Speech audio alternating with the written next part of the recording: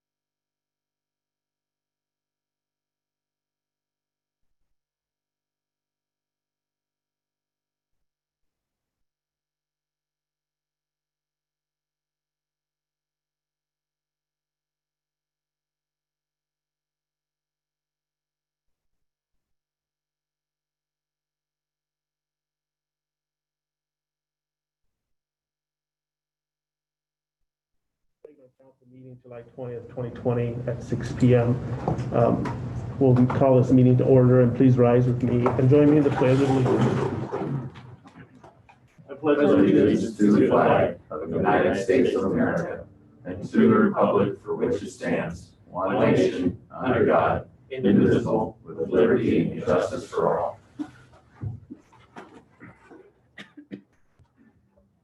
Thank you, council. Jackie. Councilmember Hewlin, Here. Parker, Present. Kling, Here. Schroeder, Present. Southall, Here. Marchant, Present. Mayor Shaw. Here as well. We'll move on to public comment. I know some of you are probably here to talk a little bit about the council's discussion on the Native American logo. We will keep that to a discussion that's on the agenda and discuss it other item 6A at that time. If there are people who would like to just talk at that time, you're more than welcome to come on up and do so. Other than that, is there any other public comment that's not on the agenda for this evening?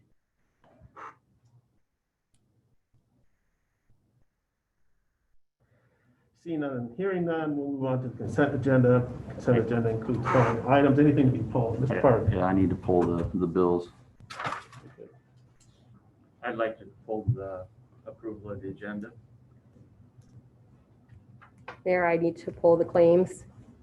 Okay. Same Can thing. can Oh, you give- already did, didn't you? can Give Sorry. me the number. letter to- 5B for claims. Thanks. I'd like to pull 5A. All right.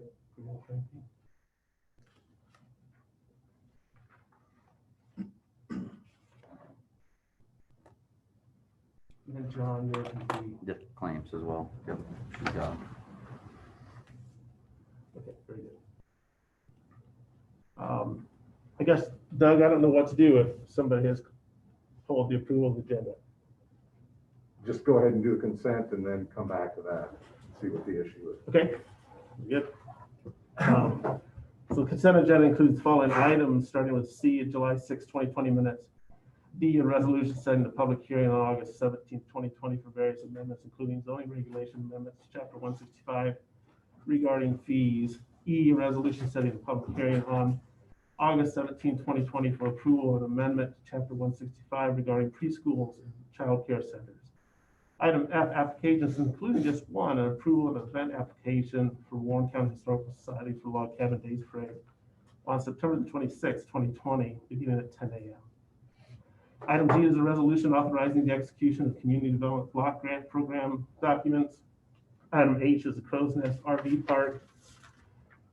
One, a resolution approving a request for an alternative method of approval for site plan for Crow's Nest RV Park located at 100 and 300 West 17th Avenue. Number two is a resolution approving a waiver of the sidewalk requirement and installation covenant for Crow's Nest RV Park located at 100 and 300 West 17th Avenue. Item I is a resolution approving a request for a plan survey for Redeemer Lutheran Church located at 1410 West Boston Avenue. Item J is a resolution appointing an advisory committee to oversee the code update process as part of the professional services agreement for Confluence Incorporation. Item K is a resolution approving the official city of Indianola zoning map. Item L is a resolution approving and accepting the development agreements and easements for the East Iowa Avenue paving project. Item M is Peterson annexation, including two topics. Second, consideration of ordinance amending the city code for establishing of R1 single-family residential zoning district boundaries on property annexed in the city of Indianola, Peterson annexation. And item two, a resolution approving a letter to the treasurer of the state of Iowa certifying the population of land recently annexed in the city of Indianola. And is resolution authorizing the execution of an environmental review for Home Forward Iowa's HUD grant. Item O is a resolution approving a professional services agreement with Snyder and Associates for the West Clinton Avenue culvert replacement project. And item P is a resolution approving the intergovernmental agreement between the city of Indianola and Warren County for roadway maintenance. Move to approve. Second. Council discussion. Jackie, please. Councilmember Schroeder, Aye. Southall, Aye. Marchant, Aye. Hewlin, Aye. Parker, Aye. Kling. Aye. Mr. Marchant, A. I'd like to make a motion to change agenda item 7C and have it be prior to 7D.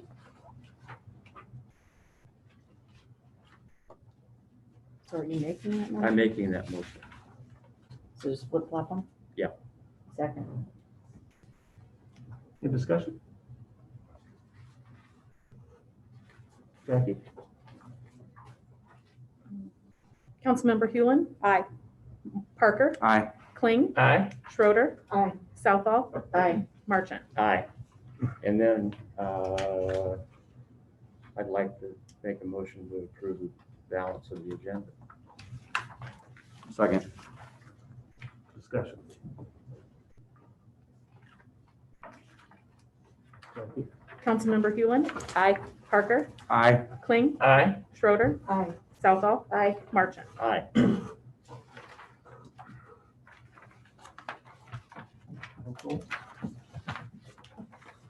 Move on to council reports. Discussion regarding We Indian need logo. to approve the claims, right? Claims as I'm well. sorry. Sorry. I move to approve the claims for July 2020. Second. Discussion. Jeff? Councilmember Marchant, Aye. Hewlin, Recuse? Parker, Abstain. Kling, Aye. Schroeder, Aye. Southall. Aye. Very good. Thanks for that. Okay. Council reports. Move on to discussion regarding the Indian logo on city government property. This is Mayor, I something- move to receive and file any correspondence we've received on this. Second. Yeah. First and second discussion. Okay, discussion about correspondence, and this is more a comment, but I've heard that the filling out of the form rather than directly emailing is kind of not user friendly. So just, I don't know if it's a mobile interface that people were struggling with, but I have received some comments that actually completing that form is not very easy to do. So for what it's worth. Cool. Any other discussion? I was advised, just for the record, Ryan Waller and I had this discussion prior to council that council was included on. The fact that we have received a number of letters on this both ways, I think, Ryan, they've been included to the school board. Is that correct? Some of them pertain to the logo. Everything's been forwarded to school, yes. Okay.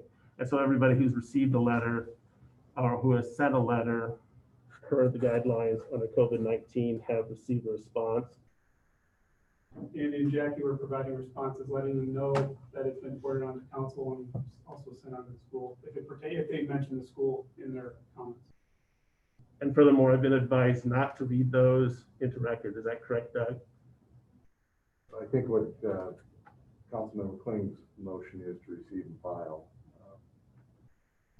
So, I mean, you'll have to work that out, but by Yeah. receiving and filing, you don't read them in. And we've all received them, and it's public record, and I even responded to as many of them as I could personally, so. So in answer to your question, Mary, yes, with that action, you don't need to read them. Again, as I've said, all along, transparency is really important. I think, as I mentioned, email that all you saw, and I just want to go on record here saying as well. But I think it's important that the people who have sent those letters in be acknowledged, and Ryan has acknowledged that, and emailed those folks have been. Mayor, one other thing, sorry to interrupt, the local media has also asked for a copy of those, so that they have been provided to our local media as well as KCCI. Okay, excellent. Thank you. Yeah, as I mentioned to Councilwoman Southall when I came in, the school board has spent the last half an hour with public comment as well, even though I think I read on the agenda they weren't going to receive any public comment. At 5:57, when I went down here for this meeting, there were still reading letters from the teachers, which is I applaud, and also from the constituents as well. So those letters can be found where, Ryan? The letters that have been submitted to council? Yes, sir. They'll be available at the clerk's office. If anybody chooses, we can certainly forward them via electronic means, which is what we've done with the local media. Okay, and will they also then be in the minutes of the meeting? There'll be notation in there. They're not going to be scanned in. That's not common for minutes, but they'll be referenced that the correspondence that was provided council will be received and filed. Okay. Very good, thank you. Since this is council's initiative, I'll turn it over to whomever wants to speak. We need a vote, don't On the receiving file. Okay. Councilmember Schroeder, Aye. Southall, Aye. Marchant, we? Aye. Hewlin, Aye. Parker, Aye. Kling. Aye. Thank you, Mayor council. Shuck. Mayor, Mayor. we do have one member of the audience that wishes to speak. They filled out the form and provided it to Jackie. Okay, great. Steve, is that you? It is. You want me to come up? Yes, please do. Very good. Am I intelligible behind the mask? Yeah. All right. We can hear you. Well, I think I have another career with one of these. I'm pleased to know that the issue of the logo, for lack of a better word, that appears on our police cars and police business, in fact, on the door outside here, is being considered for being changed. I don't want to take a lot of your time, but I looked at the resolutions that you made in June, and the first paragraph of great substance says, whereas the Indianola Police Department has had a long-standing policy of honesty, openness, and transparency, and is committed to continuing these policies, et cetera, et cetera, et cetera. I don't think the current logo communicates that at all. Secondly, I think about my kids and my grandkids and what they would associate with this town 20 years, 50 years from now. Is that the kind of thing that you want representing us historically? I know there's a tradition, but traditions get changed by circumstances. And certainly I think circumstances have changed markedly in the last, well, I think 50 years, but certainly it's come to a head very recently. Third, as you consider it, I would like to suggest that you keep it simple, that you establish a resolution where saying we're going to get rid of this thing with all deliberate speed, and then have the discussion on what's going to replace it at a subsequent point in time. Because I see you getting really bogged down in that, and bogged down in the history of the thing. You know, what I'm hoping you'll do in all due speed is say we're going to get rid of it, and we're going to get rid of it soon, and replace it with something less objectionable. So basically, that's what I have to say, although I was walking over here, and one thing dawned on me, I'd rather be on Ragby, and I thought about y'all, and y'all are so glad it's not coming through town. Thank you. Thanks, Dr. Rogers, appreciate it.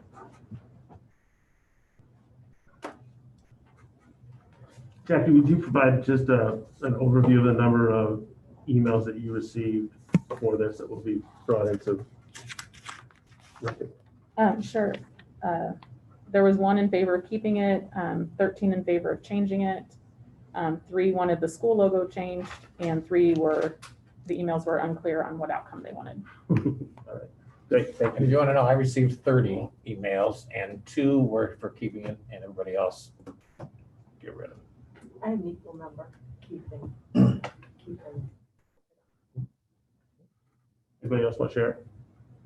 I'm good. I'm not going to go through and count right now. All right, again, since this was an item, we've always put items on the agenda whenever 4 council persons wanted it. The council did use the new procedure here in terms of adding it. And so any discussion that you folks want to have regarding any logos on city government property? I'll kind of kick things off. We're getting some feedback. Little- just all of little a sudden it feedback. got Somebody's unmuted someplace. Mr. Martin. My discussion point actually is really short and simple. I think removing the logo from city government property is the right thing to do. I think we should give direction to staff to remove it as rapidly as we possibly can, and move our community into a scenario where our police department doesn't have to have something that's controversial involved with them at all. And once again, this is just generally the right thing to do for humanity. So I say from my input, discussion wise and direction wise, that's where I'm at. Mayor Shaw? Yes, please. Ms. Hopper. Mr. Rose mentioned, or Dr. Rose mentioned, to do this quickly, not get bogged down in replacing it. And I absolutely agree, it needs to be removed, but it's not, cities don't need mascots. We're not a sports team, although if we were, I feel like we'd be kind of awkward. At least we would be awkward, the council part of it. But so we don't need to have a mascot per se in our new logo, and staff is well capable of coming up with something that will be appropriate and a source of pride on our police logo officially in our badges. So I'm in favor of removing it, but I, again, don't really care what it looks like when it gets done. So not my job. Councilwoman Schroeder, I'll just go this way in case. Okay, I would just say I would rather not debate the ethics of the issue. I would prefer actually that the police department and staff were handling this, but since it's here, we need to deal with it. I've heard both. I've heard about a 50% remove it, 50% keep it. But I think it's in the best interest of staff and police department to not have the distraction that could potentially be created by keeping it and having them work in an undesirable situation. So, but I would like to say one thing. I would like to, again, urge people to please be positive in their communications. We are all just volunteering our time, doing the best that we can, and being treated with respect and kindness would be much appreciated. I just want to say, our police have done an excellent job. I mean, even in trying to do PR things, working with people, and it'd be nice that this not become a stain on that.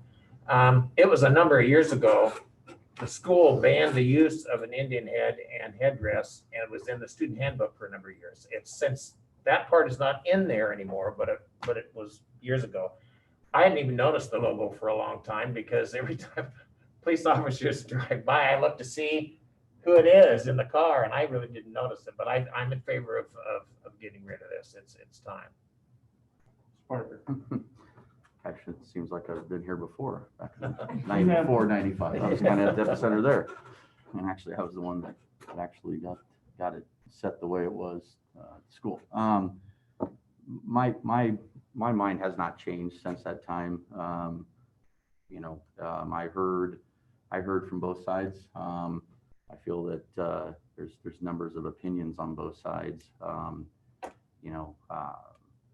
It obviously there's enough representation that it needs to go away, and that's fine. I'm not going to die on that hill. I just it's one more thing, but technically it's an icon, but that's okay if you want to get in the graphic technical business. But obviously there's enough push to go that direction, and so be it. And I would agree with most of the comments that I've already heard. I think that the one that really stands out to me probably the most is the fact that police departments don't have a mascot and need a logo.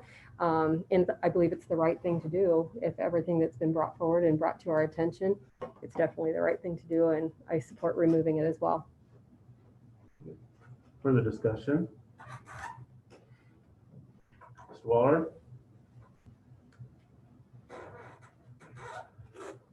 Just, the council has the ability to just provide us with direction. There's no resolution, there's no policy, there's no code that's being changed. So simple direction is fine. The one thing that as we think about, there's a number of patches, the badges.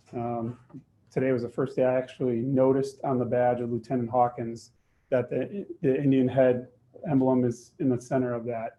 So one of the things that was mentioned is, affording some time to come up with an alternative design for the patches, for the badge. That's going to take some time. That's going to take resources.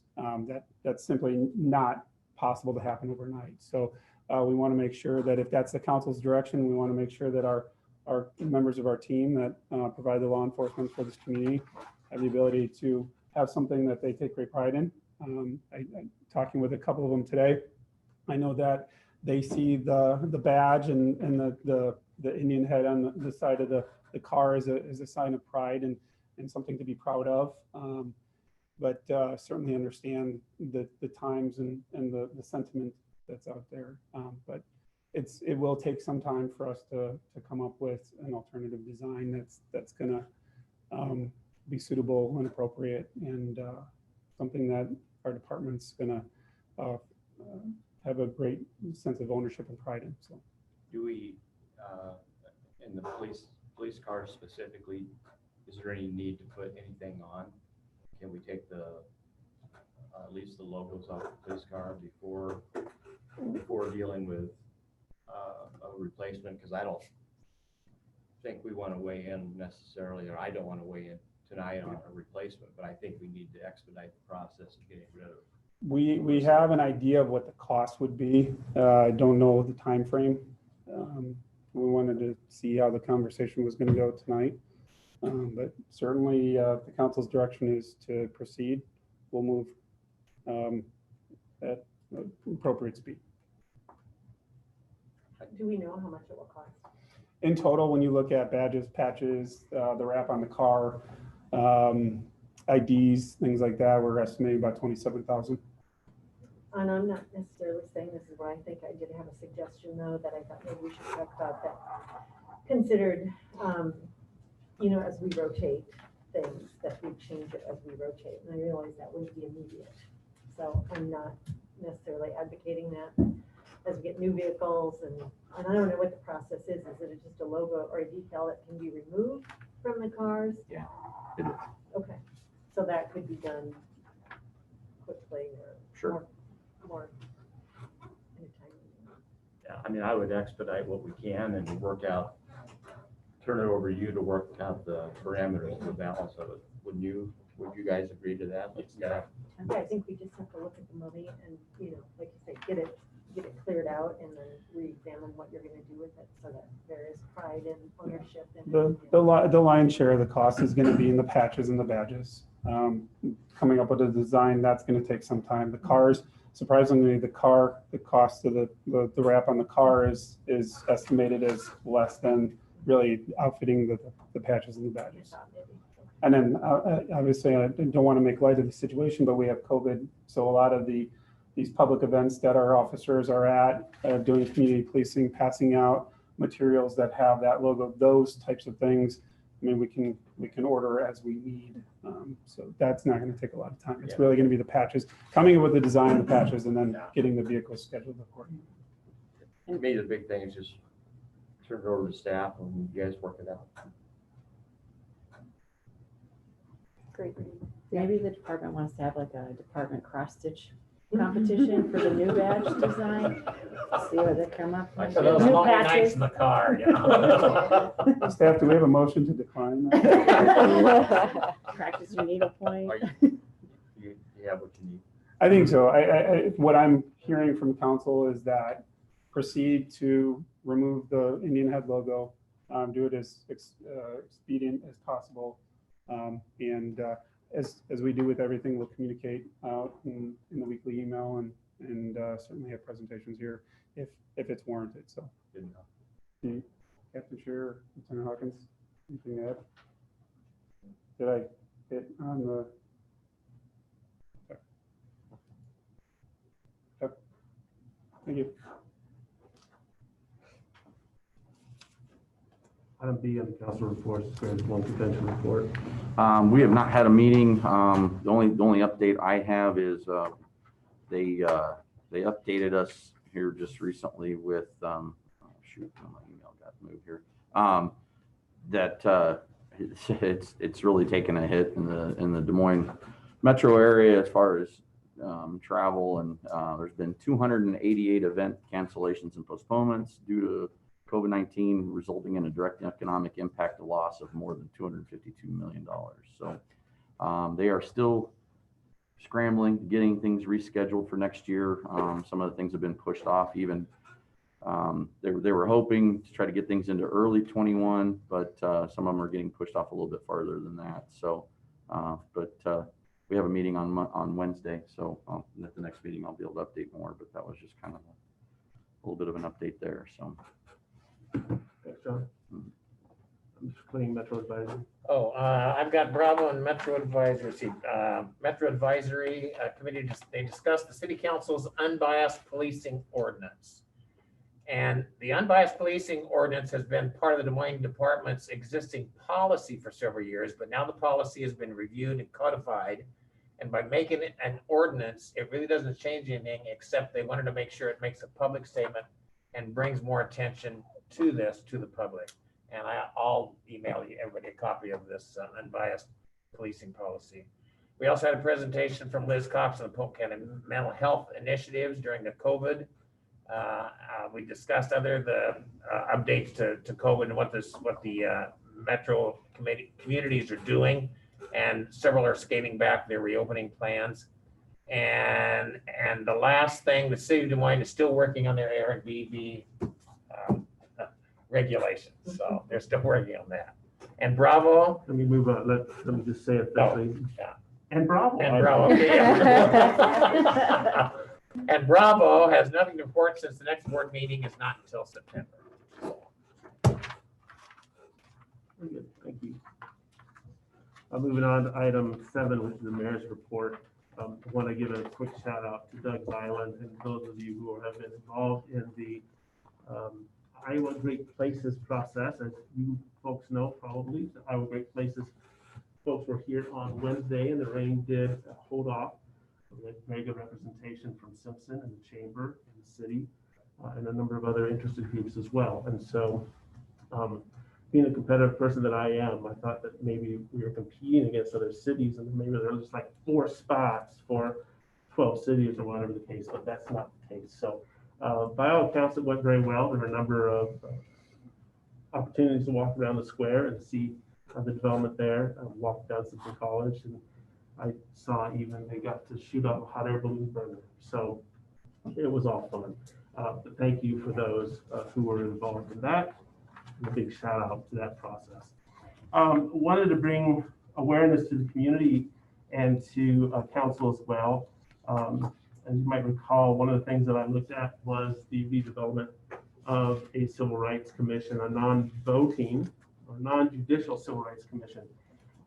Indianola had one for quite some time. They've never had it while I was mayor. And so working from home, and Councilwoman Southpaw and I had a couple of different meetings here. We do have a date, which Greta was able to squeeze into her schedule, and which a number of others has been as well. So that date is July 30th, Thursday at 7 p.m. We'll be meeting at West Hills Brewery Company, and I'm calling it the Mayor's Roundtable on Race and Diversity, to go lack of a better term. I was going to have another beer summit, but I think President Obama captured that one pretty well. So join us if this is something you're interested in. I think all of council is interested, given the declaration that we had a couple weeks ago, and of course the decision we just made this evening as well. And so we will be having that. Amy Duncan with the Indianola Independent Advocate has agreed to lead that discussion. A number of people who have been involved in the Black Lives Matter movement here in town are coming as well. And so my job, I think, and I think Greta and I can agree on this, our job is to sit back and maybe not sit back, but to sit and listen quietly to the various concerns that we have, that our citizens have in terms of race and diversity here. And so if you have interest in that, please add that to your calendar, Thursday, July 30th, 7 p.m. at the West Hills Brewery Company. Not sure if we'll be inside or out, likely out if it's not 114. So I do add that. And yeah, fingers crossed certainly on that. That's really all I have in terms of discussions. I want to thank Greta certainly for her engagement in that process. We do have item B and C to Councilman Marchant's point. We have turned those around, and so item B now is considered the nomination of Lori Smith to IMU Board of Trustees for the term of July 1, 2021 to June 30th, 2027. Mayor, might I ask a question before we sorry, clogged over. About the nomination, I'd like to see if we could be additive in this nomination. What I'm thinking about is in the event, it's kind of a three-part, in the event Jim McClyman were to, I'm assuming we're shooting for Jim McClyman's slot here. That is correct with Ms. Smith. Yeah. Okay. If Jim were to resign or unable to finish his term, I'd like to have, like, part A of the motion be that Lori Smith would step in immediately to fill that slot. Part B would be from January 1 to June 30th, 2021. Have her also be in that 6-month window, and then go ahead on part C of it, make a motion to have her serve the 6-year term beginning July 1, 2021. In other words, it covers the gap. It covers if something changes with Jim. It doesn't push Jim out, but it is there if he elects to leave for some reason, is part A. Part B obviously is that 6-month window, January 1 to June 30, which effectively we've got that gap while we're turning people over, and then make the full nomination. If you would be acceptable to that, that's the type of motion that I would like to make for Lori Smith on the IMU board. Having changed that process, the procedure from B to C, it would be my intention, I've talked to Doug on this, it would be my intention to nominate Lori to fill that 6-month period from January 1st until July the 1st. However, I don't feel comfortable given past track history of my other nominees, Greg, to be quite honest with you, to make that deal at this point. But you have my word for whatever that's worth, that if Mr. McClyman should step down early, but I don't think he will, given that that was something that he was really adamant about. And again, he's very adamant about serving full 6 years, but also adamant about not serving beyond that. Yeah. And so I do recognize, and initially I sent an email to Doug asking about Lori's appointment starting January 1st, and he said, I don't have the authority to do that, given that council has changed the start date on that. Having said that, however, based on how C goes, and I communicated that to the city manager as well, it would be my pleasure to have Lori serve that term as soon as Jim McClyman is finished, based upon that part C. Which would then be January 1. Assuming that Ms. Richardson is approved this evening, yeah. And I can't formally say that because I asked the definition of quid pro quo in that regard, and I believe we're on pretty sensitive ground in that regard. Having recognized that council's desires to have Ms. Smith there, and having talked to her like I promised I would, like Glenn, having talked to her extensively through the process, I do believe that she would be a very good addition to IMU. Would you be acceptable of a motion that I were to make of what I just said about bringing Lori Smith on board, and then actually combining B and C into a joint motion? Can we do that? I tried to do that. I actually tried to do that with the agenda, Greg, and it didn't show that time. I wanted a thumbs up or thumbs down vote on this, actually with Lori Smith starting January 1, 2021. But it didn't show up on the agenda that way. So I assume, Doug and I had this long song and dance last week. Okay. So I assume that that's not a possibility, or at least per my request, it didn't show up on the agenda that way. Can council ask to combine them? Yeah, council. Yeah. And amend January 1. Question. Well, excuse me. So let me get this straight. Deb Richardson is not being nominated for a current vacancy. She is.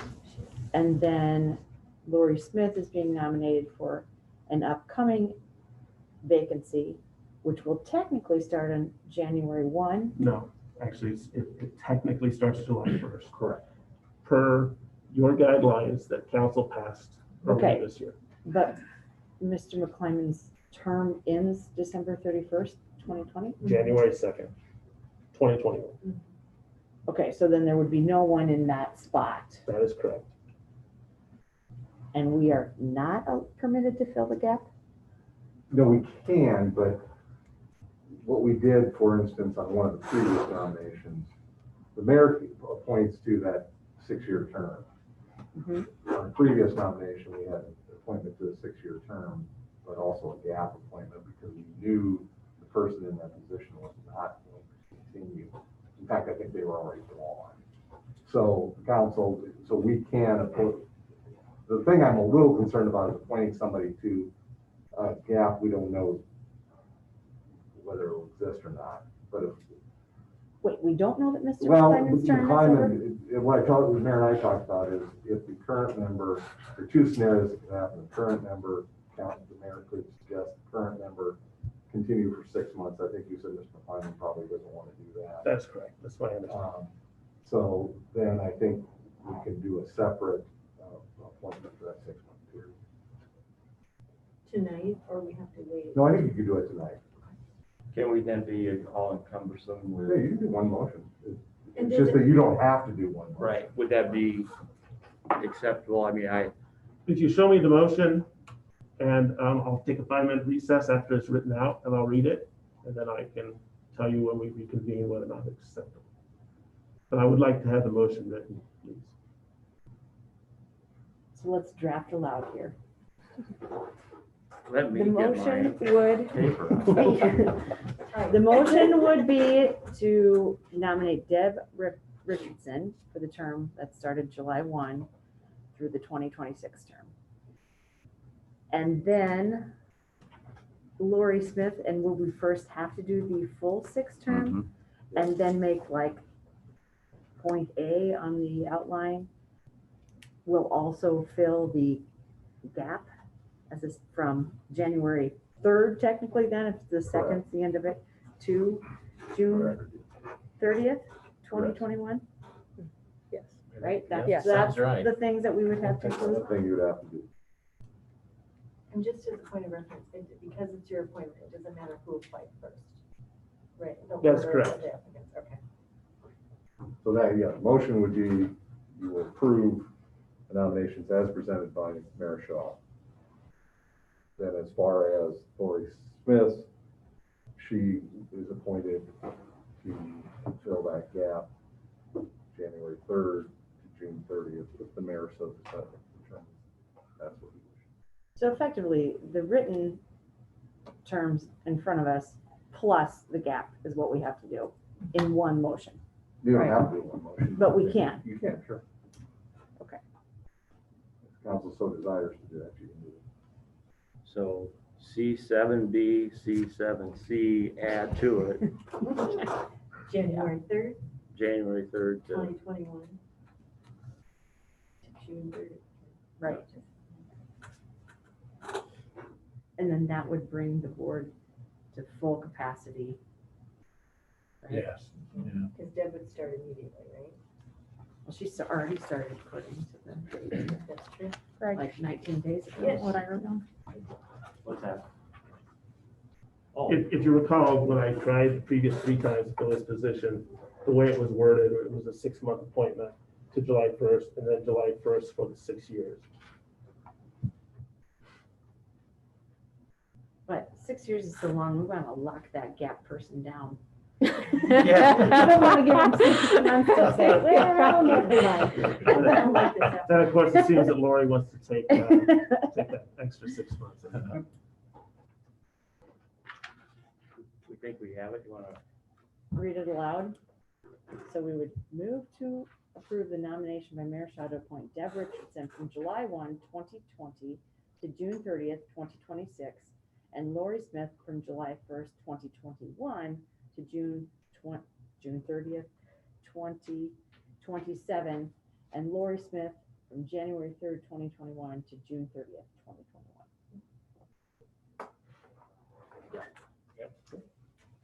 Can I get a motion to adjourn for 10 minutes, please? So moved. Second. We stand adjourned until 6:51. Thank you.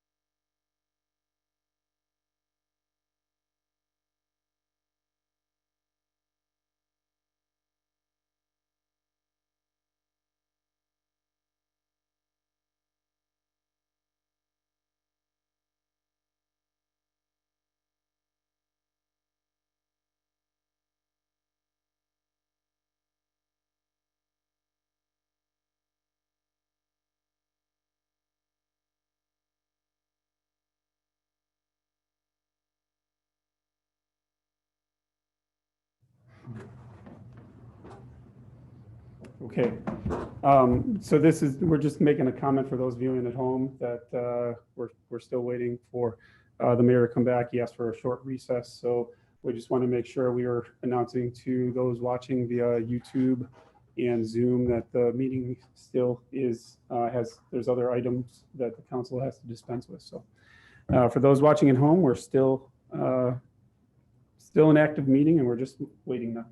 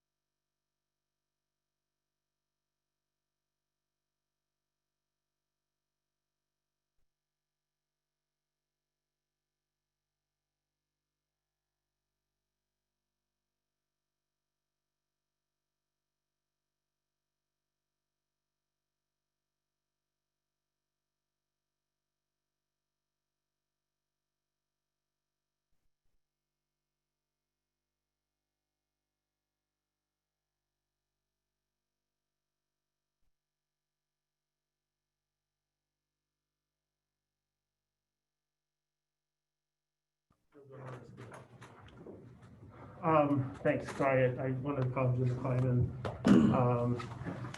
before moving forward on that, so that's what I did and talked to legal. We'll call the meeting back to order, I guess, is that how I do it, Doug? Yep, that'll. 6.5 years, I've never taken a recess before. Given the wording that is in front of Jackie, that's an acceptable deal to me. I do want Mr. Fulton to mention what we just talked about. And that is that by council making the motion of the two together, that solidifies those nominations and the approval of those nominations. And just so you know, council can't change those unless, council cannot change those once the nomination is made and approved. Yeah, we wouldn't want to. Right. Yeah, we would. And the only possible thing that might ever need to be changed is if Mr. McClyman were to leave prior to the end of this year, right? And then you would have to, or you would just leave it vacant. Yeah, no, he's not going to leave prior to this year. I just talked to him, you can talk to me. So, Oh, gosh. so then we're okay with the motion, the way we submitted it? The way it's written is fine. Is that Yeah. what we saw? And we were, Yes. go ahead. Want me to read it? Yeah. Okay, council made a motion, or Mr. Marchant moved to approve the nomination by Mayor Shaw to appoint Deb Richardson from July 1st, 2020 to June 30th, 2026, and Lori Smith from July 1st, 2021 to June 30th, 2027, and Lori Smith from January 3rd, 2021 to June 30th, 2021. That's my motion? Second. And that's acceptable, Mayor? Yeah, that's actually what I wanted, when this whole thing started a couple weeks ago. Oh. Should Thank give us you. a call. Could have saved 20 minutes. Anyway, that's my motion. Okay? I seconded it. Discussion? So one vote, both persons, the terms which Jackie just mentioned, per legal. Jackie? Councilmember Hewlin, Aye. Parker, Aye. Kling, Aye. Schroeder, Aye. Southall, Aye. Marchant. Aye. Thank you, council. So like Richard Nixon saying, our long, terrible nightmares now over. Moving on to item 8 is public consideration, old business, followed by other business rather. Public consideration, we have a number of different public hearings scheduled. It's my understanding that I have to have a motion to close both the first two public hearings. And so the first item under old business is connection fee districts.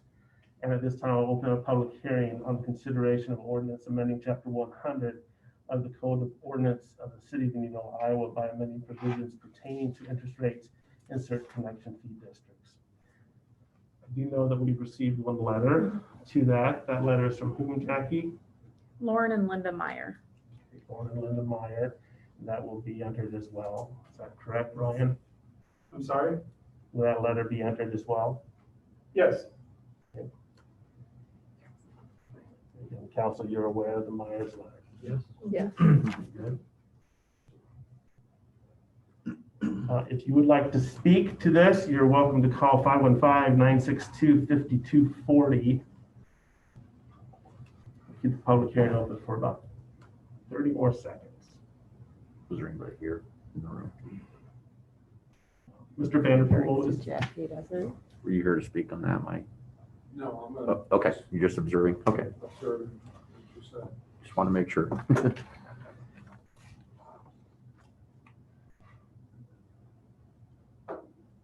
I entertain a motion to close the public hearing. So moved. Second. Thank you, council.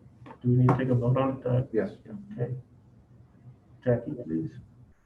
Councilmember Kling, Aye. Schroeder, Aye. Southall, Aye. Marchant, Aye. Hewlin, Aye. Parker. Aye. Item B is first consideration of an ordinance amending chapter 100 of the Code of Ordinances of the City of Indianola, Iowa by amending provisions pertaining to interest rates in certain connection fee districts. Move to approve? Second. Any discussion? Councilmember Marchant, Aye. Hewlin, Aye. Parker, Aye. Kling, Aye. Schroeder, Aye. Southall. Aye. Item C is a public hearing on the consideration of an ordinance amending subsection 3 of section 100.12 of the Code of Ordinances for the City of Indianola, Iowa by eliminating interest charges associated with connection fees in the Highway 92 West Sewer Benefited District.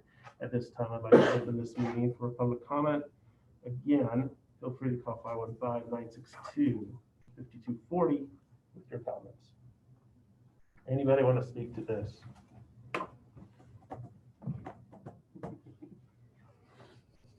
Is that Rob back there? I can't see with my glasses.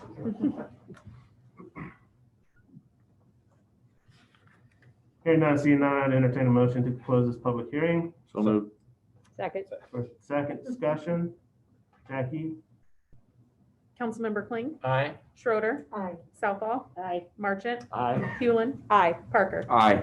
Thank you. Item D is first consideration of ordinance amending subsection 3 of section 100.12 of the Code of Ordinances of the City of Indianola, Iowa by eliminating interest charges associated with connection fees in the Highway 92 West Sewer Connection Fee District. Move to approve. Second. First and second discussion. I would just like to say that I'm so glad that we are finally getting to this. This is something that's been stuck in my craw since I was on my second or third year on council, so about 6-8 years ago. And this is a good thing. And hopefully we'll start seeing some more growth out west. So Couldn't agree more. Anybody else? Mike, are you okay? Mike was just asking if you voted it, so I was just gonna explain to Mike that you voted on it, it now has to come back for 2 additional readings at the next meeting. So no one, council does not have to do the public hearing, it's just a matter of 2 more. Any other comments? Jackie? Councilmember Schroeder, Aye. Southall, Aye. Marchant, Aye. Hewlin. Aye. Parker. aye. Kling. Aye. Item 2 is a Grace Church sign exemption request, a public hearing for a sign exemption request from Oscom Signs on behalf of Grace Church located at 108 North Jefferson Way. At this time, I'll open this public hearing.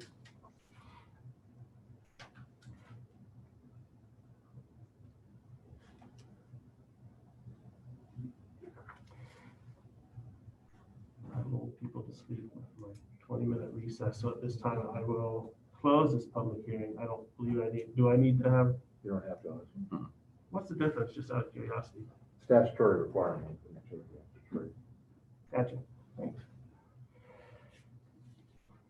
Yeah. I I really wanted to go to law school, so guys.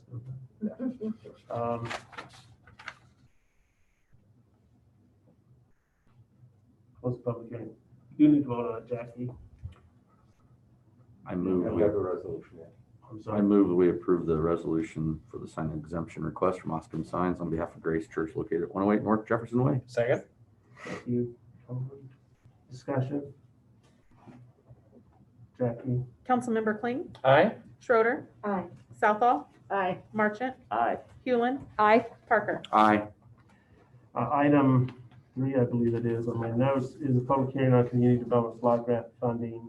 At this time, I'd like to open this public hearing on community development block grant funding. I know Mr. Waller has a presentation. And just, you'll notice on the agenda, it's just a public hearing. This is for the grant that we received for the UV treatment as part of the COVID pandemic.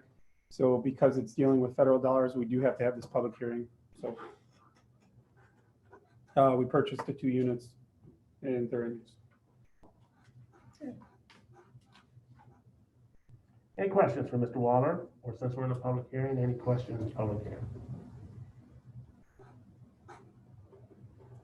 At this time, I will close this public hearing. And move on to other business. Item 9 on our agenda tonight, city manager's report. Brian.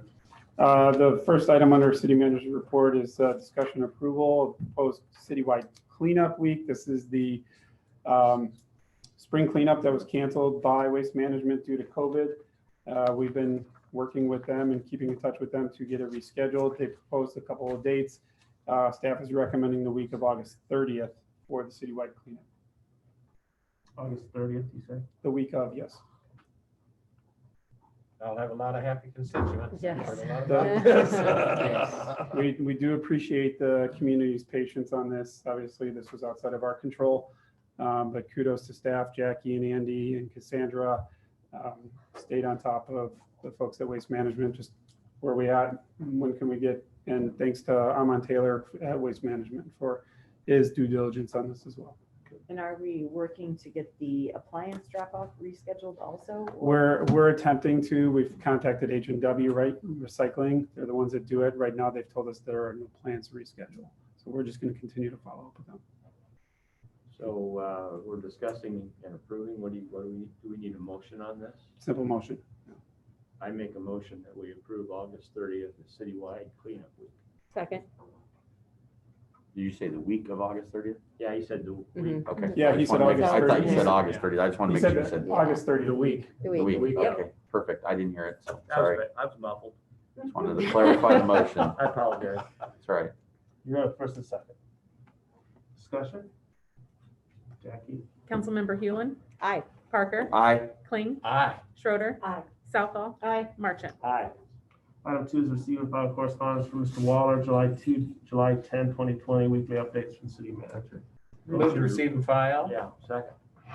Second, any questions from Mr. Waller? Jackie? Councilmember Schroeder, Aye. Southall, Aye. Marchant, Aye. Hewlin, Aye. Parker, Aye. Kling. Aye. Good, motion to adjourn. Motion to adjourn. Second? Second. Discussion? We do have study session right afterwards. Yeah, that cleanup, that's gonna be fun today. Councilmember Yes. Hewlin, Aye. Parker, Aye. Kling, Aye. Schroeder, Aye. Southall, Aye. Marchant. Aye. Very good. Nice disruption, Bob. Yes.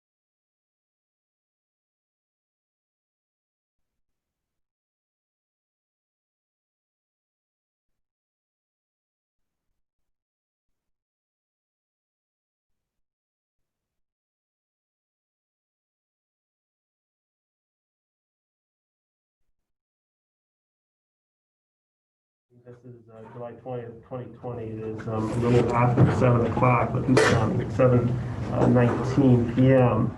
On the agenda is a presentation by Dave Moeller of Snyder and Associates regarding the future master plan. It's yours. Awesome, thank you. I'm very excited to be here tonight. This is an endeavor we started in 2017. And it's a fairly large undertaking with the objectives being to kind of formalize the institutional knowledge of a lot of longtime employees that remembered everything and that they were headed towards retirement and needed to document that information. We also wanted to objectively evaluate the conditions, the trends, what we were seeing, and then provide enough data to make informed decisions going forward. So that was what started from an objective standpoint. As I said, we've been working on the project since 2017. We started by taking all the scanned information, years and years and years of kind of just plain scans, pulled the data out of that, built a database out of it. In 2018, we started the condition assessment. In 2019, we continued the condition assessment where we actually went out on all the streets, counted cracks, counted potholes, things of that nature, and then finished the condition assessment a year early.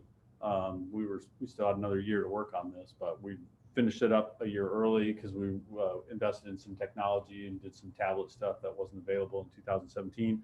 So the great news is saved a little money, saved a little time, and here we are. Want to talk a little bit about the process that's different from the traditional approach. Basically building that paver process, we have to input the inventory of the street condition data. We have to understand what we're doing, how do we fix these streets, what tools do we have, tools and techniques do we have at our disposal to rehabilitate the streets. Then we have to figure out how much each one of those costs, and then set forth some objectives. What are we trying to accomplish? What's our strategy?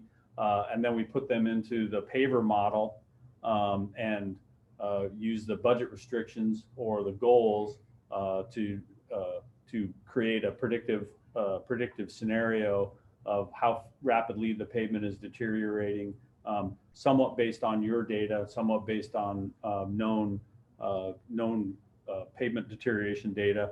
And then we can be in a situation where we can iterate and say, okay, well, let's try that. Nope, that didn't work. Let's try this. Let's try the next thing. And that's the value of having all that data in a database that you can manipulate the scenarios and change the budget items and change the unit cost and things of that nature. So we have that all at our disposal. So that's kind of the overall process as we go forward. So the first part is the pavement data, and you've seen these slides before, so I'm going to go fast in the interest of time. Here's the classification by the road network by functional classification. And when we started, we weren't sure how much we had. So that was really a good objective, is to understand we have 63.8 miles, a million square yards. Remember that number? That's an important number. We'll get to that later. I've got it written down. A little over 1 million square yards of pavement, which 1 million of anything is a lot.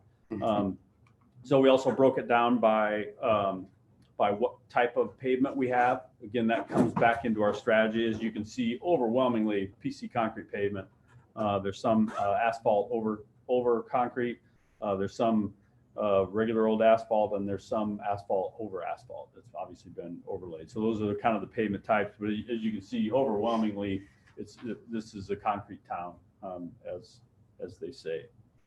So we also looked at the pavement age, and this is potentially a little misleading because some of those streets have been fixed, but there's no records of the repair. So that's why there's a giant bar that is 1975 or older, but there's a lot of streets that are 1975 and older for sure. So then, again, you've seen this slide.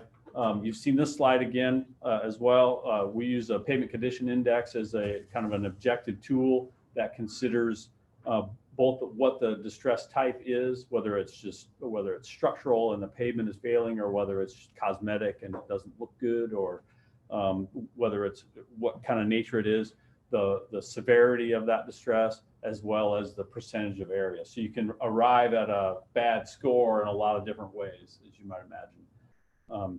Just like everything else, and we do the 100 to 0, just like we did in school, and that also helps to normalize that. Why do we do that? Well, pavement. We know how pavement behaves, and this is the pavement performance curve. We know that it does really good for a while, And then when it starts to deteriorate, it tends to deteriorate fast. So what you're seeing here is the PCI, or the on the left side of the graph. Excellent is 100, failed is 0. And as you can see, a lot of that deterioration happens in a rapid part of time, or rapid slice of time. The other thing that's an important concept to think about is what they call the critical PCI. And that's a little different based on what your pavement type is. And for Indianola and the overwhelming PC concrete, that critical PCI is 55. So if you're about half wore out, you're rapidly deteriorating, and that's a point we'd like to fix it before it gets to that point, because it's much more expensive once it gets past that point. A good example of that is Hillcrest. Hillcrest was one of the first streets we inventoried in like 2017, and it came out as good. And today, 3 years later, it wouldn't be a 64. It is rapidly deteriorating. So when it gets to that pivot point of that critical PCI, it starts to deteriorate rapidly. So that's a real world example, because I'll show you the map and you'll say, hey, wait a minute, Hillcrest is green, that says it's good. We know it's not good. Well, 3 years later, here we are.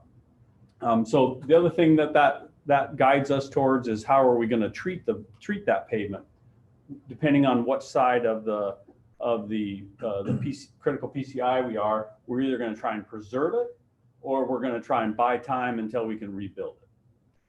So those are kind of the maintenance strategies that come with the various. So we know where we are with a street, what kind of strategies we can employ to fix it. And you're really trying to set up a policy so that, again, you can think about it from a digital standpoint instead of physically going through every street. So we finished all the inventories, and here's the answer. These are the pavement condition by street classification. So the arterials, those are the busy streets. Those are in pretty good shape. We're at an average PCI of 77. That's good. The collectors, those are the country club roads. The Hillcrest is a major collector. They're a little less than that. They're in the 64 range. The local streets are in pretty good shape at 71, and the average is a little friendly rounding there. It's actually 70.4 or something like that. But Still C minus. yeah, still in pretty good shape in the scheme of things. So that's some good news. That really is. I like this slide so much I put it in the presentation twice.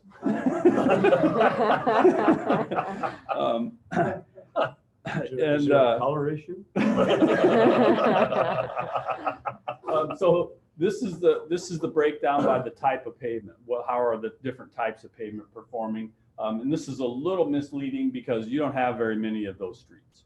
You only have a few asphalt on concrete, or the AAC, that's asphalt over top of concrete. You don't have very many of those streets, and they're in pretty good shape because it's fairly new stuff. So it's a little misleading, but your PC pavement is that's where the action is. That's where the bulk of your assets are. So we also broke it down by age. No big surprise here. The older the pavement, the lower the PCI. So then those are the averages there. And I'd love to read them all to you, Greta, but I think you can catch back up to that. And so we have the ability to create a map of that condition data anywhere in the city. We can come up with a bunch of other maps as well. That's, again, one of the advantages of having the logic. We have the ability to link to GIS. We're not quite there yet. There's a little more work to do in terms of the data collection, but we have the ability to do that. That was not one of the objectives that we wanted to do in 2017, but we have done enough of these projects to know that that's probably where you want to go. So we're set up to do that. So again, the average is just a little over 70. And again, those streets, you can find some streets that haven't been, that are 3 years, were inspected 3 years ago that have deteriorated. By and large, it's again, a pretty good array of conditions. So the next, if you remember our process, the next thing to plug in is, okay, what are we doing? When we have a street that's this cracked, what are we doing?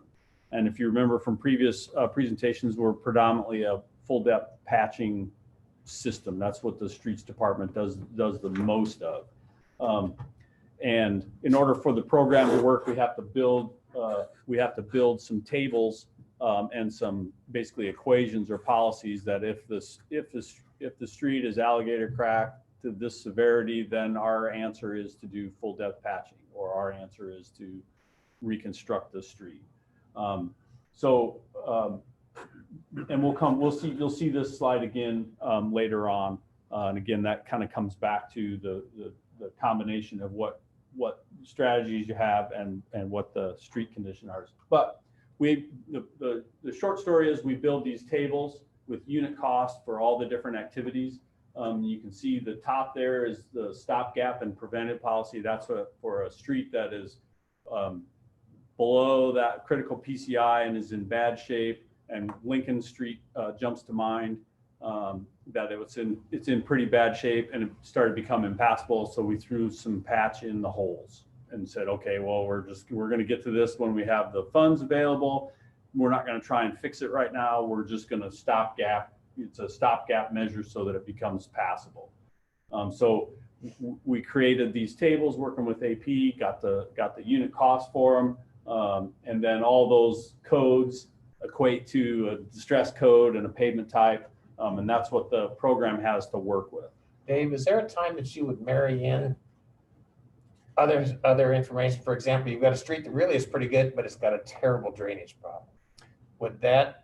How does that fit in? That comes in at the end when we, again, kind of back to that GIS mapping, we can compare that from a mapping standpoint and overlay them graphically and geographically. Dave, can I jump in really quick? So one of the things that we're going to do next couple of weeks, we're going to have Dave, AP, our staff, HR Green, and we're going to sit down and kind of overlay these types of things to identify where are we at with our CIP and what sorts of things should we be looking at as our next projects. Because when I first got here, we didn't have a CIP. So we had to kind of, what did we know? Let's put something together so because you saw those graphs, if you're not investing in the infrastructure, it goes down and becomes more costly. So now we've got the data that's going to help drive those decisions. So we're trying to get all our experts into one room. We're going to spend a couple hours. And my father used to be color prepress manager for the Chicago Tribune. And I remember there was this picture, it was a worship. And it was just like, there was a yellow, put on top of a red, put on top of a blue, put on top of a black, and then you get the full picture. So that's kind of what we're going to be doing here with this. This is one layer, and then there's other things that we're going to layer on top. And then with having HR Green as part of it, and then obviously working in with IMU, then we'll be able to say, okay, well, this is where more things hit. So that's going to be more of a priority. So. For sure. So then here's more tables of the little heavier hitting stuff that are in the neighborhood of $2 and $9 a square foot, which are pretty expensive activities for major maintenance and rehabilitation. So we build all that information in, and then we go back to our process and say, okay, well, we have the maintenance, we have the pavement inventory data, we have the maintenance techniques, we have this table full of cost data. And then we need to set some objectives and priorities and then put them through the budget funnel, and then iterate and find out how it works. So we can use a number of budget scenarios, or we can use PCI scenarios. So in other words, if we said, how much would it cost for the streets to be 90? It can tell us that. And that's the kind of the power of having that all that data in there. So we can ask what, not only can we ask how much it's going to cost, it will tell us what we should do where and when. So there's a little more to it than that. It's still theoretical. There's still, you know, it'll fix one block of a 4-block stretch that probably should all be fixed, which is not logical, but it's really geared to optimize. So the first scenario that we put into the spinner is, what if we didn't have any money? What if we didn't spend anything? And then we put the next scenario is, what if the Parks Department cut down all the ash trees and planted money trees, and we had so much money we could do anything we want? What would we do with an unlimited budget? It's not possible. And that has some, we can draw some conclusions from that analysis. And then we go, okay, here's how much we spend now. What if we spend another 100,000? What if we spend another 500,000? We can go through those scenarios and we can build some budget sensitivity analysis, which is really kind of the good objective. So big shocker, if we don't spend any money, our average PCI deteriorates from 70 to 62 in a 10-year period. That's, you know, not a big shock. So then we put it into our budget analyzer graph, where we show the current condition on the top, and then the condition in 2025, and then condition in 2030. So that says, okay, after 5 years, what happens? And then after 10 years, what happens? And then we plot the conditions for the various funding deals or funding levels. And then we can show whether the streets are getting better or worse. Is the blue line always below the brown line, or what happens? So then we ran a scenario of the unlimited funding. And as you can see, it jumps up from its 70 up to about 90, and then kind of Cadillacs along, as we used to say, down to a PCI of about 80. So that's, again, if you go back to that policy, all we're doing is just keeping the good stuff good. But it took us $20 million of reconstruction to get there. So again, that's also telling where your backlog needs are. And it's clearly in the major rehabilitation in the under critical funded. So in other words, the streets that are below PCI 55, there's $20 million of that backlog need out there if you want to replace all of those streets. There's only $2 million of the streets that are above the PCI 55 and need to be major rehabilitated. So that's good news. And then the other thing that you can see, if you had all the money in the world, you'd save an average of about $1.5 million to maintain what you got. So on the optimum, that $1.5 million a year is what the system is saying it needs to keep it good, or keep it in good condition. So those are kind of some conclusions we can draw of that. So then we plot that and say, okay, well, there's our $1.5 million spot up at a PCI of about 80, and that's theoretically the optimal funding level, because you're spending all your money up where a dollar goes farther than, or goes as far as $5 if you wait later. So we plot that, see what that looks like. So then we took the maintenance budget that we have currently, and which is $350,000, and then what happens? Well, our PCI goes from 70 to 64, so it declines. So your normal practice has been not just the maintenance money, but you also have been directing your capital money towards reconstruction and rehabilitation. So we ran a scenario using that, because that's really what's happening, is the capital funds are on top of the maintenance funds. With that, it's a little bit better. It deteriorates to a PCI of about 65. So it's a little bit better, but still has some downward feel to it. So we plot those on our charts, and you can see there's not a lot of slope to that line. And then we take the multiple scenarios and we increase it by a couple $100,000 a year.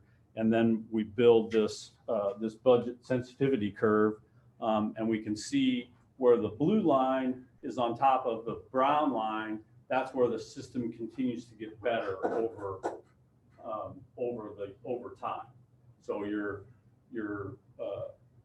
at that funding level. That's sort of, again, it's a little bit theoretical, and it's kind of high. I've done this for a lot of years, and it's a little high. And so I did a little more digging, because, you know, 3 million a year is that's pretty spendy when it comes to, and back to that 1 million square yards, that's $3 a square yard every year. And that seems a little high to me. So the two things that I note on that is that your PCI is already at 70. A lot of times we do these and it's, you know, a lot worse. So it's easier to show continued improvement because they haven't spent any money. And you guys have been doing a good job, again, directing that capital money towards reconstruction has really kept that PCI at a manageable level. So that's one reason, is that there's a fair amount of a high level of PCI. So to make it improvement takes a little more money. So I also looked at a histogram of the pavement sections and what their PCI is.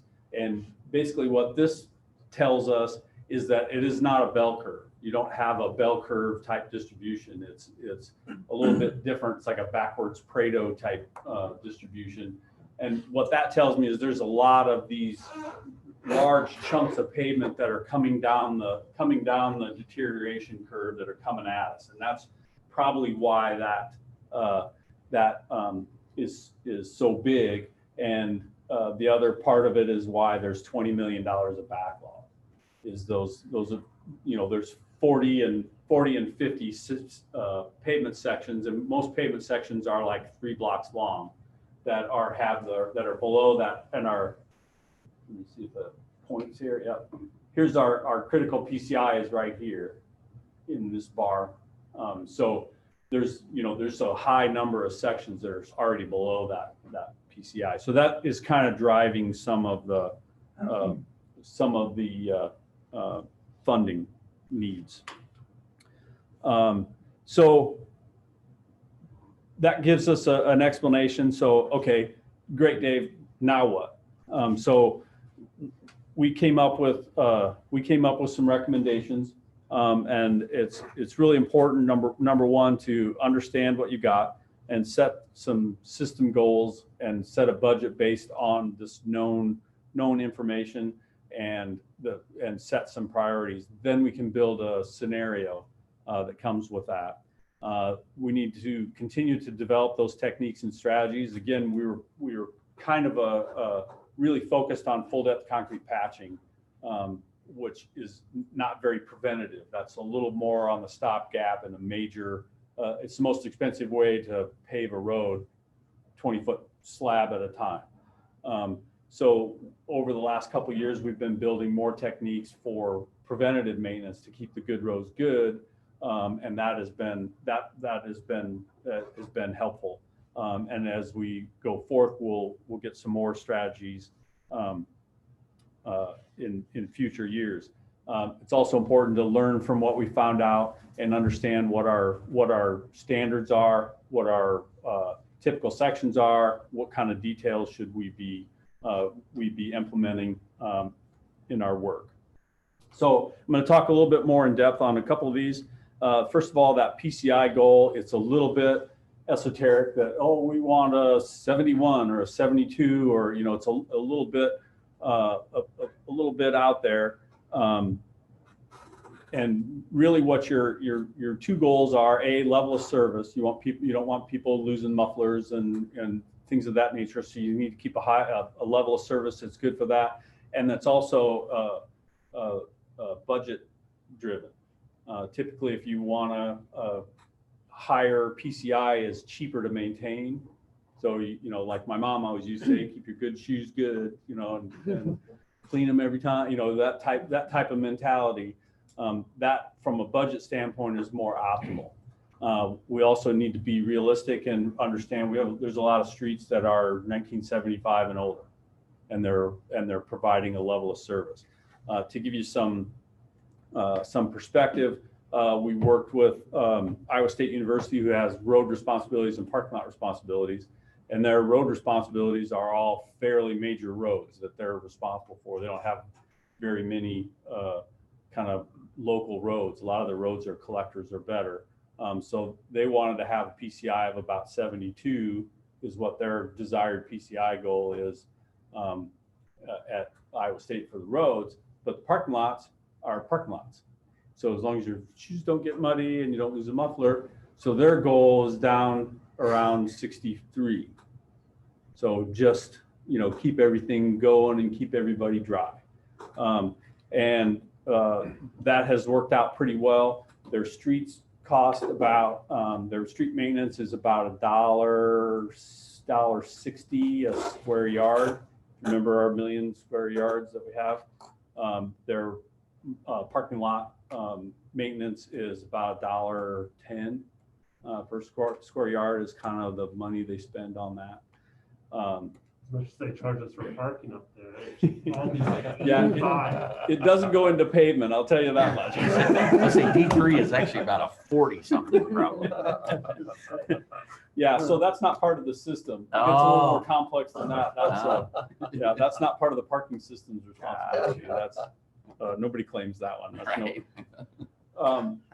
So anyway, as we think about that, we need to again think about that level of service, what roads are using for what, and that what the analysis is telling us that the demand is really at least $1.5 million. If you had all the money in the world, that next year you spend $1.5 million.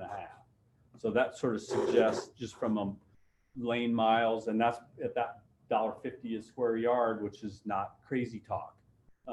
We just got started on Ankeny's pavement management system, so we'll figure out what they've got coming at them later on. So from a PCI goal standpoint, I was asked to throw some numbers out there. So I threw some numbers out there, and I think it's important, again, back to the level of service standpoint that you want the drivers to experience.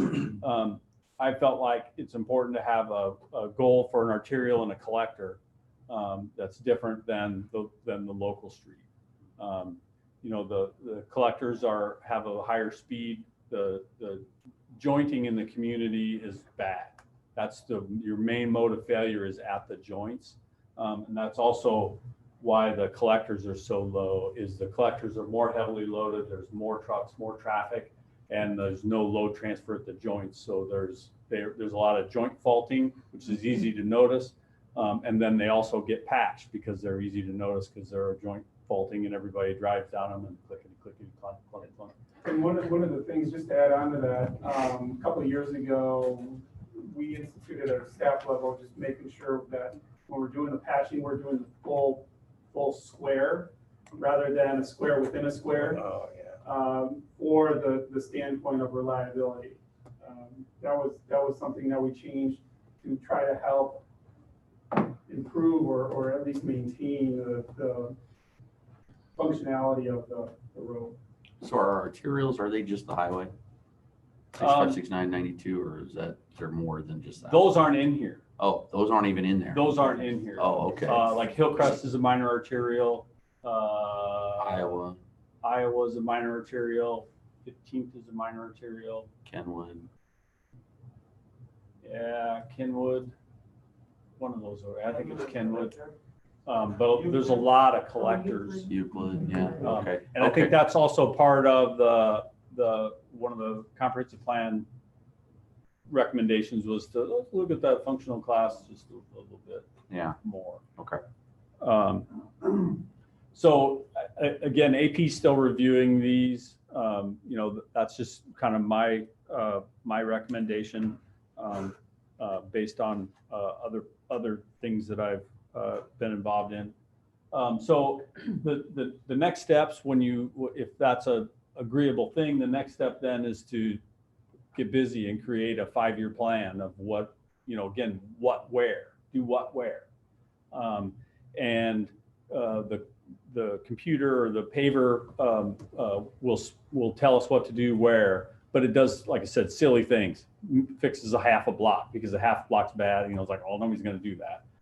So then you have to work with it and make sure that you coordinate with the water main that needs to be replaced and what sewer work is going on, all the other departments. That's where it's great to be able to create maps with ease out of the output so that people can visually compare those two, and it makes that job a lot easier. The other thing that we strongly encourage you to do is to continue to rate a street every 6 or 7 years or so. Again, Hillcrest is a good example. Looked good in 2017, and it deteriorates. So we need to, again, feed that data, and the more cost data and condition data that we can feed back in the system, it uses that information to build that pavement deterioration curve. So that keeps the analysis healthy and robust. Again, back to the techniques and strategies. When we get that 5-year program, it will tell us what the distresses are and what the activities are and what the appropriate thing is, and then we'll want to review them to make sure that we have some activities that are keeping the good stuff good, and some activities that are addressing the failed streets. The previous approach was a little more worst first, and that's an approach. And I think we kind of need to not totally ignore those worst streets. But again, they're very expensive. They consume a lot of the budgeting, and that will get tuned in based on what kind of a budget that we set for the pavement maintenance. So as an example of data-driven decisions, this was a map I made Bart. He was doing his patching plan and his joint sealing plan, and he said, hey, give me a map of all of the collectors that are below that PCI 55, so I'm not going to mess with them. I'm not going to go out there and seal a crack that's this wide and use all the crack sealing on one block.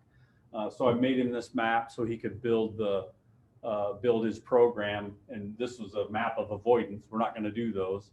And we can quickly generate that kind of information out of the system, and that's been very already being used, I guess.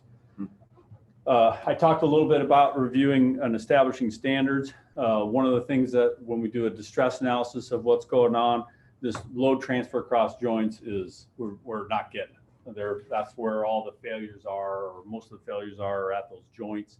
And then when you patch that, guess what? You got 2 more joints. So it's kind of a difficult thing. The East Iowa Avenue paving project is going to have load transfer steel at the joints. The lingo is CD baskets because there are all these green bars on little chairs, they call them, that they set down on the grade, and they pave right over top of them, and then cut the joint on top of those bars. And then when a heavy load goes over, it transfers that load from one slab to the next slab. And the soils that we have in Indianola are, not very good at that. When they get wet, they get plastic, and the joints move back and forth next to each other. So that's one of those. That's how this data feeds into making decisions on other parts of the system.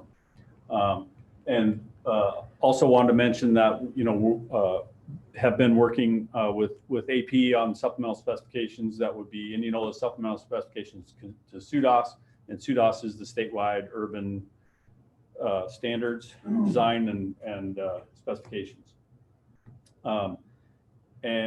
But it is pretty much open. It can do one of 7 things. Well, we don't want to do number 2, 4, and 7. We just want to allow those things. So that's an effort that AP's taken on. And then the subdivision and site plan ordinance, we've already talked about that. We're moving forwards to rewrite that. And some of those things in terms of, in terms of soil conditions and pavement thicknesses and things of that nature that go into the subdivision ordinance, because you get to inherit those streets when it's all done. So kind of to recap, back to the objectives, I'm kind of an objective guy. We've got a great database documenting everything that we have, and the institutional knowledge that we have about the pavement system is all documented. And I could get hit by a bus tomorrow and all that data is there. It's all, you know, that's very comforting and sustainable. We've evaluated the trends and is already influencing some of the decisions that we're making. So I feel like we've accomplished that objective. We've been providing the data analysis and the budget analysis on an objective basis, so that you get to do the tough job, and that's to make those policy decisions. And we want to put you in a position that you can make that in an informed manner. So I feel like what we set out to do in 2017, we've accomplished that. There's, you know, now is the fun part where we get to use that data and make some scenarios and analysis and answer questions that come up as we go. So how did I do, Greg? You know, this is actually outstanding information. It's fascinating. Thank you. Can I add? No. 30 seconds. 30 seconds. This is why participation in the census matters. This is why smart economic development growth matters. The more people we have, the more we get in terms of funding, road use tax and others. So that's how that budget is funded. So we're at almost 71% response rate for census right now. Every response counts because that's how that's funded. That's really good stuff. Yeah. Good job. Thank you. It was a lot of fun. Additional questions for Dave?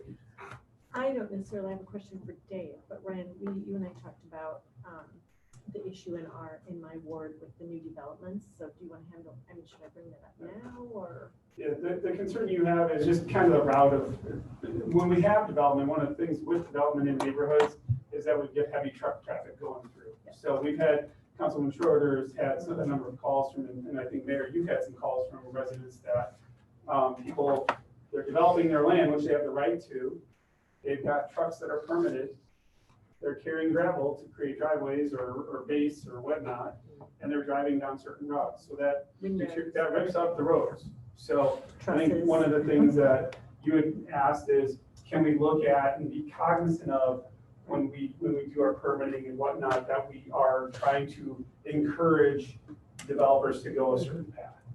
Right. And so the problem is, like you were talking about 3 years ago. So for example, our street, South R Street, probably looked good 3 years ago. Well, now, of course, the whole Deer Creek development has been built. And so the people on our street are calling and clamoring and really pretty red hot mad about what's happening to their street as all the traffic comes through, you know, carrying the trusses and all of that to develop our neighborhood, which of course they're not that happy about. And so we were visiting, wondering if Charlie could maybe, you know, direct the contract when they apply for the permits to direct the traffic, maybe a different route, like not down our street. I mean, there's lots of problems, you know, they go really fast, there's all of that, but really the main issue is the deterioration. Be mindful of this data as we're issuing the permits and trying to really can. And I guess I would add that right now there are 6 houses being built down there. And to be honest, after those 6, there may not be much more. So I feel like a lot of the damage is already done, but it's continuing to be done. So I don't know if there's any way to contact, you know, the main contractor, if they can communicate with the subs. I realize it's a lot to ask, but I mean, I'm kind of getting hammered on this. So I have to do something. I have to have something to go back to the people on our street because they're pretty upset. I've been here for 20 months. Our street is the one that comes off of 92. Yep, right by Indy 6, Indy West. So like an alternative route would be Right. K Street. Which, Right, and K is in terrible shape already. which I'm sure those folks probably aren't thrilled about having, the extra dust. So I don't know what the good solution is, but it truly, and I would have to agree with them, it has ruined our street. I mean, we're patching regularly and it's in pretty tough shape. So I don't know what the solution is. I would defer to those of you who've been around here longer. I mean, we want the development, we want to be welcoming, all of that, but they are mad. Well, And I have to be honest, our own neighborhood is kind of upset because because we're happy about the development, but there is just so much traffic and they're fast moving, big, heavy semis. So We're getting a lot of that on Buxton, going down to the courthouse to work on. I And bet that you are. intersection of Iowa and Buxton, it's Yes. passed so many times, it's bad. I bet. But we're getting a ton of traffic I with bet the you large, yeah. And it's all good. I mean, this Yeah, is good. I It's a know. good problem to have, and I don't know what the solution is. But they're mad and I keep getting calls and I don't know what to do for sure. So, Thank you, Dave. Appreciate Thank it. yeah, sorry, Dave, that was. Nope, that's fine. Thank you. Great job, Dave. Thank you.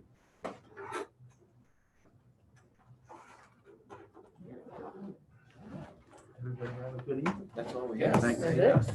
I hope so.